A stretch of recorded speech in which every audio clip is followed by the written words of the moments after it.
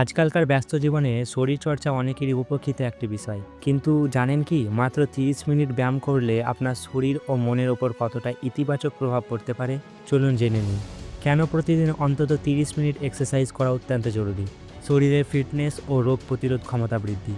নিয়মিত ব্যায়াম করলে রক্ত সঞ্চালন বৃদ্ধি পায়, পেশির শক্তি বাড়ে এবং শরীরের সামগ্রিক কার্যক্ষমতা উন্নত হয়। এটি ইমিউন সিস্টেম মজবুত করে তোলে, ফলে আপনি সহজে অসুস্থ হন না। ওজন নিয়ন্ত্রণ ও মেদ কমানো।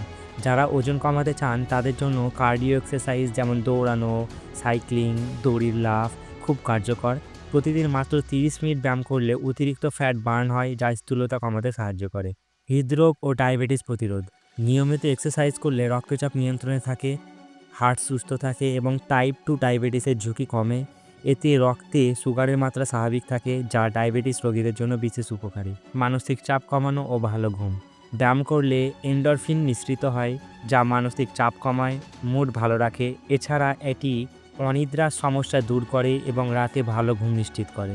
স্মৃতিশক্তি ও মস্তিষ্কের কার্যকারিতা বৃদ্ধি।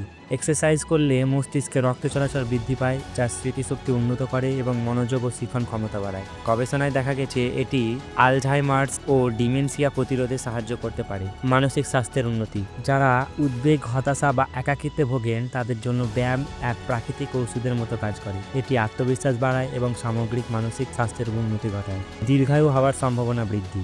গবেষণায় দেখা গেছে যারা নিয়মিত ব্যায়াম করেন তাদের আয়ু গড়ে 5 থেকে 7 বছর বেশি হয়, কারণ এটি হৃদযন্ত্র, ফুসফুস ও অন্যান্য গুরুত্বপূর্ণ অঙ্গকে সুস্থ রাখে। তো বন্ধুরা, আপনার শরীর ও মনের ভালো থাকার জন্য প্রতিদিন মাত্র 30 মিনিট ব্যায়াম করাই যথেষ্ট।